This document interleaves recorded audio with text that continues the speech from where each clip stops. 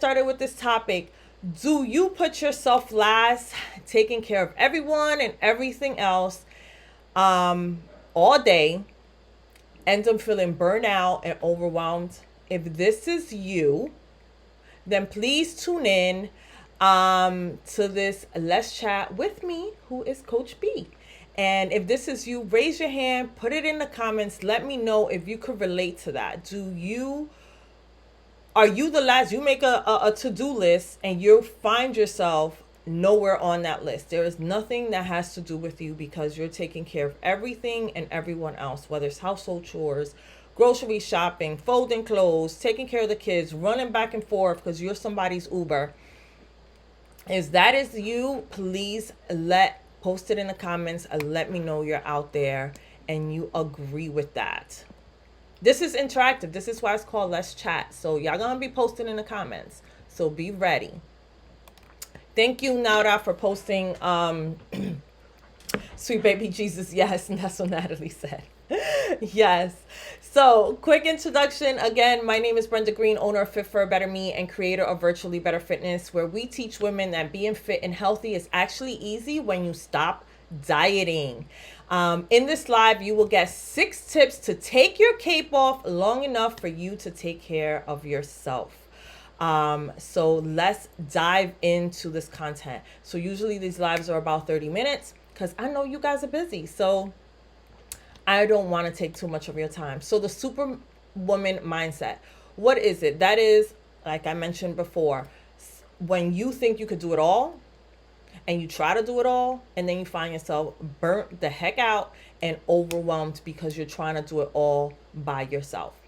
Usually this happens once you get a career, once you get married, and definitely when you have kids. It's funny because this weekend I went to brunch with a couple of my cousins and some friends, and we ended up on this topic of how we lose ourselves after we have kids, or when we get married, and just kind of just lose ourselves. And they each of us repeatedly said or gave an example of how we end up not putting ourselves on the to-do list, and by the time we do decide to do something, we're so exhausted we end up not doing anything. Or when we do plan something, if it becomes too complicated, finding care or coordinating this, coordinating that, we don't want to ask for help because it's gotten too complicated and we end up doing anything. We end up doing nothing. And that is so common. It was literally about 6 of us, and it was common across each board with different examples of what that looked like for them in their lives. So I know this is something that many, many women deal with. And this is why this is one of the topics that one of you ladies suggested we talk about. And as a fitness and nutritionist, a lot of my clients, one of the things that falls under this whole Superwoman thing, I have realized that we forget to eat. Yes, we get so busy that we forget to eat.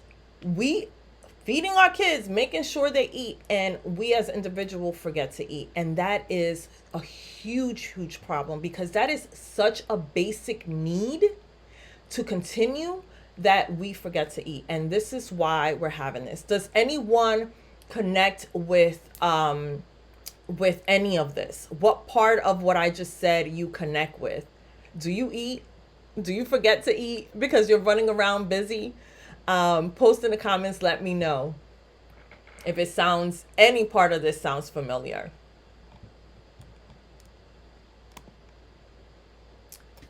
So Crystal Liz says, let me post it in here.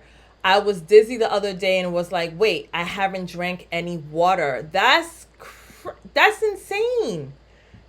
Haven't drank any water. Hopefully you ate.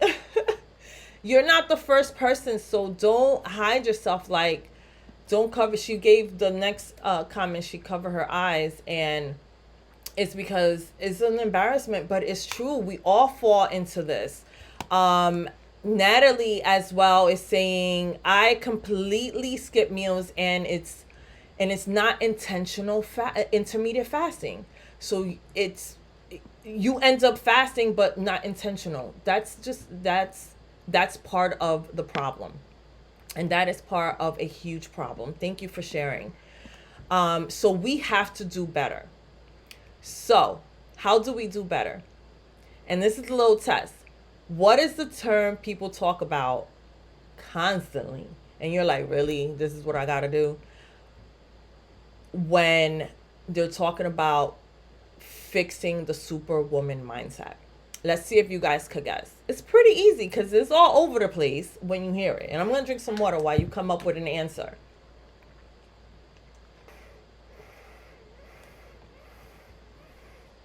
I know I'm under delay, so I'm going to wait a little bit. And like Crystal said, she didn't drink water. Let me drink my water. What's that term? What's the first thing someone tells you when you're telling them you're overwhelmed? Or I'm tired. What is it that they tell you? What is the term? Which we're going to talk about today, for sure. All right. I'm not getting anybody, so I'm going to give you the answer. The term is self-care. Self-care. Self-care is that term. And I am definitely one that preaches taking care of you before taking care of yourself. Natalie says making myself a priority and slowing down. I've gotten why you tired. So self-care is the word that most people tell you when you tell them that you're overwhelmed, you're tired, so you have to take care of yourself. That's what they're going to tell you. And again, I am one of those that definitely preaches taking care of yourself first before you take care of anyone else. When you're on a plane, they tell you put your mask on first. There's a reason why we preach this, why the plane tells you that. And it's because if you are without proper self-care, we are less likely to be the best possible versions of ourselves. We cannot be the best mom, wife, employee, whatever title, whatever hat you want to wear. We cannot be at our best if we are not taking time out for ourselves. Everything suffers as a result of not taking care of ourselves. Many of you guys know my story. And this is why I've been preaching it ever since. When I had breast cancer, I couldn't take care of my daughter. That broke me completely. The fact that I could not carry my daughter and take care of my daughter the way I wanted to was the worst feeling I ever had. And I promised myself I will try my best. I'm not going to say never. Try my best to never find myself in that situation. And definitely not because I was not taking care of myself. Clearly, getting cancer was not anything that I did wrong or was my fault, but I was put into that situation. And my daughter had to suffer. I had to suffer not being able to take care of herself, taking care of her the way I wanted to. So imagine if it was because I wasn't taking care of myself. Imagine I ended up in a hospital because I wasn't eating. Imagine I can't even imagine if I was with high blood pressure or heart disease and all of a sudden I get a stroke. All because I wasn't taking care of myself because I'm stressed out. That is very, very scary to be in that situation when you could have prevented it by just doing certain things to take care of yourself. But I know this all sounds good, and I got real personal and y'all got real scared real quick, but it's important. I just wanted you to know how important it is that you do take care of yourself. But I understand we get really busy. So for today, I have 6 tips to get you started. So go grab your pencil, go grab your pen, because I'm going to give you those tips. And Crystal Liz, while you go get that, Crystal Liz, thank you for clarifying that you didn't cause your cancer. No, I did not. It was not my fault, but I was put in a predicament. So go grab your pen, grab your pencil. If you're ready, put your hand up in the comments. We're going to get started with the 6 tips. 6 tips to get you started on self-care. All right, let's go. First one, start with what you actually need. So self-care is conventionally talked about as pampering yourself. Getting your nails done, getting my hair done, getting my pedicure. Back. Put that to the back. That's grooming. Those are things that we should be doing anyway. Self-care is really about meeting those human needs that you have. The basic needs. 1, eating. Let's go. But really is those basic needs, whether it's you need some relaxation time, you need quiet time, you need connection, you need stability. Any of those things, you need just a moment to breathe and catch yourself.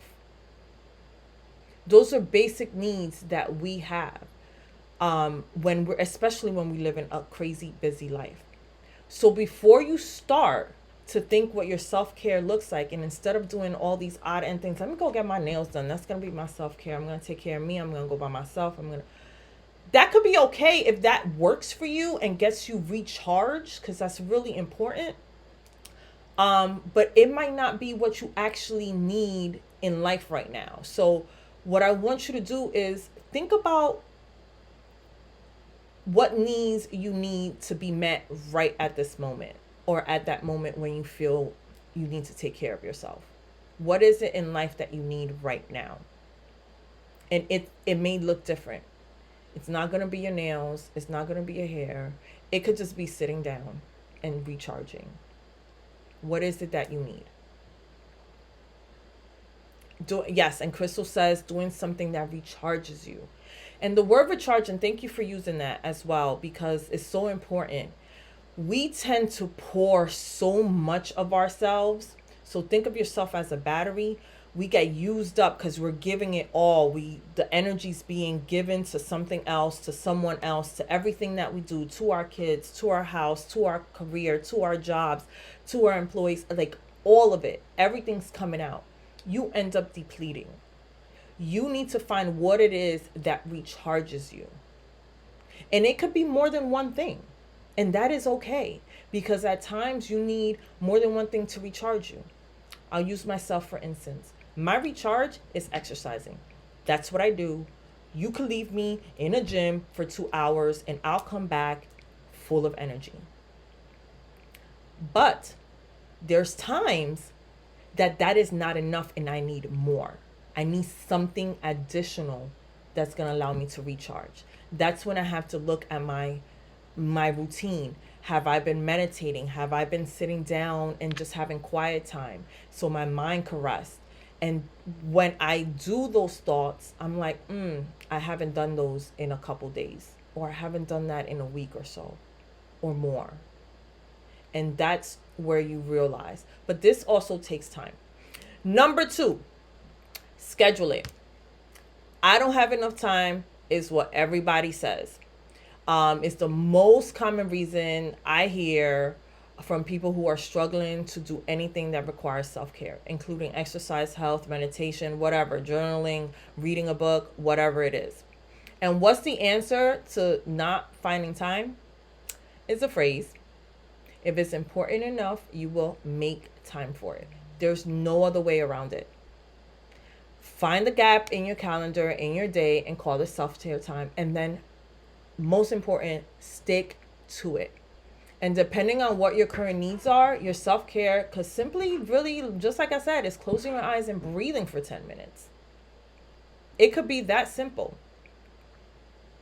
And as I always preach, morning time for me, for most people, is probably the best time. Wake up 30 minutes early to take care of you first. Recharge yourself within those 30 minutes. Do whatever it is, whether it's meditating, drinking your coffee in peace before the world, your kids, your husband, everybody wake up. And just have that moment with yourself and the universe, God, whoever you believe in. You will be amazed at what you could accomplish. Number 3, delegate. Delegate. Hire help. Find help. Ask for help. Ask for help. Ask your neighbor. Ask a friend. Find a sitter who could come over for 30 minutes, an hour, just so you could do whatever it is. That does not mean just because you hired a sitter, you got to go full clothes or you have to go run an errand. No, it could be like, hey neighbor, could you just watch the kids for a few minutes? I just need some time. I just need, and I think even this is a universal probably message. You could just be like, I just need some time. I just need to gather my thoughts, gather myself, and I just need a minute. Could you help me out with that? So, or hire someone to come in an hour once a week just so you can have that time for yourself to play with the kids or do whatever. Um and I know some of y'all might say, well, the money and all this other stuff, really? We spend a ton of money. If you like, say if you're trying to pay for a sitter or a cleaning person to open up your time, we always say we ain't got no money. Go check. I'm gonna challenge you. Go check your Amazon account. Check and stroll down your orders and see all the stuff that you purchased that are stuff that you possibly didn't even need when you need your self-care. Sorry, I'm speaking some truth. And if you could relate to that, put your hands up, comment in, put it in the comments. Let me know if I hit a trigger when I said that. Because I know I could look at my Amazon account and be like, woo, for the year. Also, you could find some ways to automate some things, get your grocery delivers out, open up some time for you, set some play dates, like I mentioned, with some mommies to, alternate and take breaks. That's also important. Number 4, we're going to number 4. Oh, Natalie said you're right. Somebody's laughing. I don't know who the Facebook user is, but please, give me permission to see your name. Would love to see who's on there. Prioritize it. That is number 4. So we feel like we have to do everything, but guess what? You don't. You have sometimes we feel like we don't got control over our time, but honestly, we do. Our days, we tend to live a life of reaction, but we need to live a life of control. You have control on how you spend your time. So if it's important to you, you're going to do it. And when you feel like you don't have time to do something that's important, it's either because you're not making the time or because your priorities are completely unaligned with what you actually really need. So you can fit self-care time into your schedule no matter how busy you are by deciding that is a priority. Whether this means making it the first thing you do in the morning, like I mentioned before, foregoing TV, Facebook time. You know how much time you spend strolling? If you got an iPhone watch, let me tell you, in the settings, there's a thing that says screen time. If you look at that, it is scary how much time you on your phone and on these apps. Yes. And there is also a setting, just a pro tip, I use it daily. You could set your apps to turn off and you don't have access to them, and you could put the timer.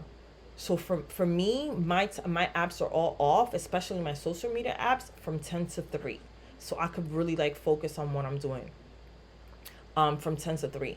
And you'll be amazed how much you could get done just by getting off Facebook and Instagram. Now, I do want you to stay on because I'm live today. So stay on here.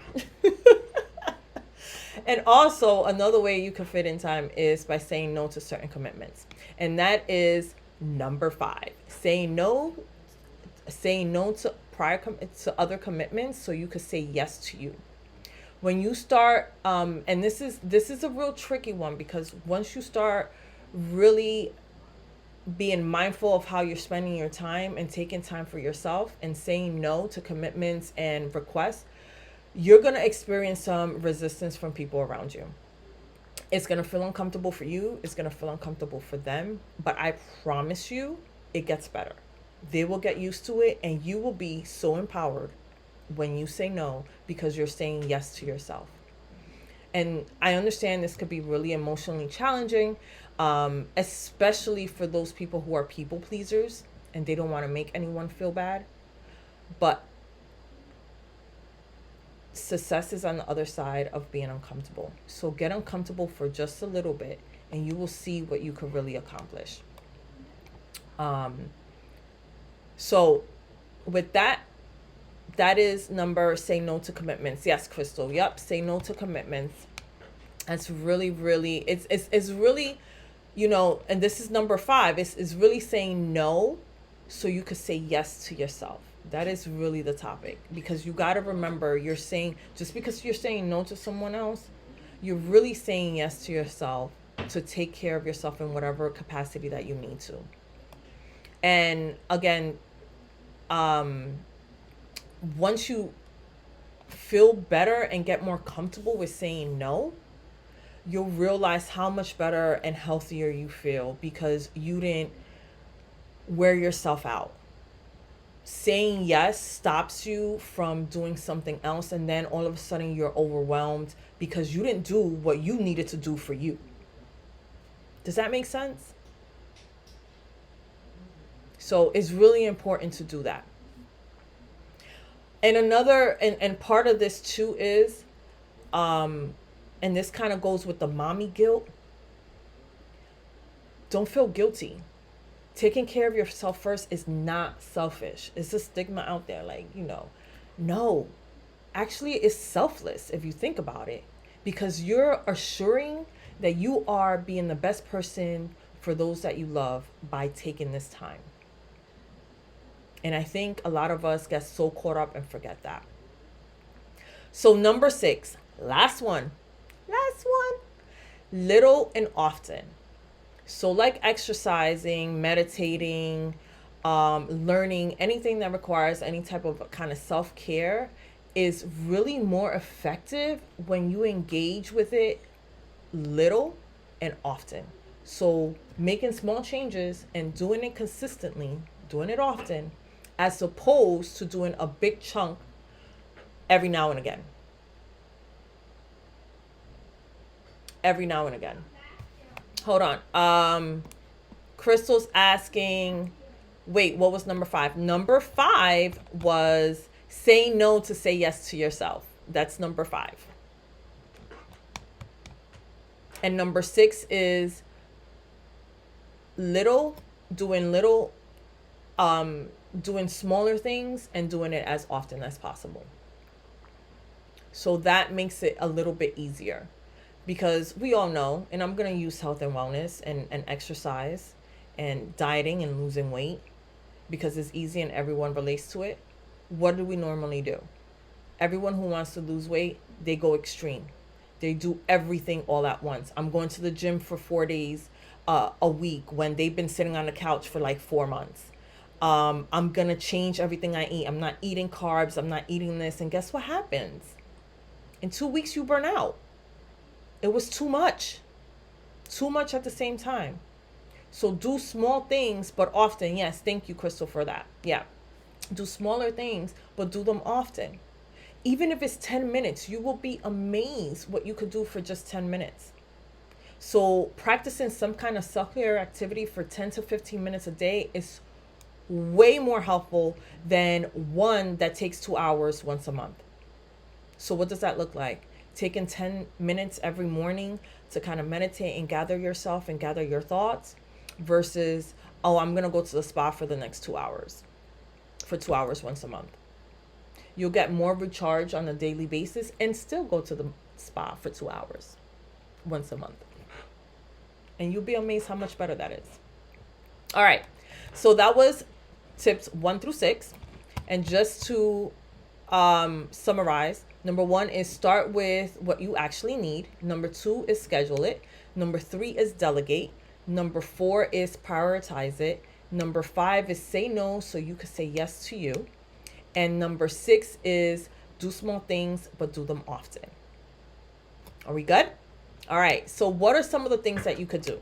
I have a little list here that could help. So, meditation, yoga, some short yoga routines, journaling, dancing around your house with a song that you love. Even that is simple and fun and gets you recharged. Leaving uplifting quotes around the house or in your office, creating a set of affirmations, finding a change of scenery. For me, it's great. We live near like the river, so I sometimes I just need to. I find a quick excuse to go walk my dog. And I go outside. I don't take my phone with me. I don't do anything, and just kind of go and be with the change of scenery, and I come back recharged. And self-care doesn't have to involve a lot of money, nor does it require a lot of time. So if you're struggling to fit self-care into your routine, start small, prioritize, and listen to what you need. So how was that? I covered a lot on this. And just for a call of action, under this post, actually, I'm going to do another post with a Superwoman post. I have a little homework for you guys this week, and I know it's Wednesday, so you got a couple more days for the end of the week, even if it includes the weekend. So this week, I want you to set aside about 30 minutes. Actually, it's every day, and I apologize if I said one day. I meant sometime this week for the rest of the week. That's what I meant to say. For the rest of the week, every day, I want you to take 30 minutes to really focus entirely on you. So I challenge you to really take this on and really try out fully and see what happens. Be creative with how you spend your 30 minutes. Will it be filled with exercise, a good book, a meditation, or any other habits? If you know what you think you might do for the next couple days, post it in the comments. So there's gonna be a post in the group that's gonna have a Superwoman on there. Underneath that, in a little caption, just to post your 30-minute challenge. And if you post underneath it, you will be in a drawing on Monday for a prize. So not only am I challenging you, you get to win if you actually do this. So post down there for 30 minutes what you're going to do and when you do it. So it's important. Just because you say you're going to do it, I want you to actually go ahead and do that. So I am done. That is all I have. Does anyone have any questions? Any questions? Any questions? Any questions? Any questions? Anybody else out there? Any questions? Thank you, Chris and Natalie, for tuning in. Yeah, I love that idea. Chrysalis says take a pitch doing it. Yep. That'll be awesome. Any questions or any suggestions? What are some of the things that you like to do that gets you recharged? And I mentioned nails is, not one, but it could be somebody else's. I actually know someone who loves to get the nail done, and that's what they do. How do you regroup when you're not able to self-care? Taking that's 10 minutes. Honestly, you have to get your mind right. Taking those 10 minutes, scheduling yourself. So sometimes when I get overwhelmed, the one thing, and I'm sorry, I should have posted the comments on here. The question that it is asking, how do you regroup when you're not able to self-care? It's really finding 10 minutes. Sometimes, honestly, I like myself in the bathroom when I'm taking a shower, and that's my, 15 minutes. Because that's the only time I have. Kind of just getting myself together. And even those small things really, really help. And that's how you kind of regroup yourself. What do you have to do? Kind of think through it real quick. Natalie, did I answer your question? Does that work? Because every day is different. I'm going to sign off. Again, this is Brenda from Fit for a Better Me, signing off with a reminder: when you feel better, you do better, and ultimately, you live better. Thank you, ladies.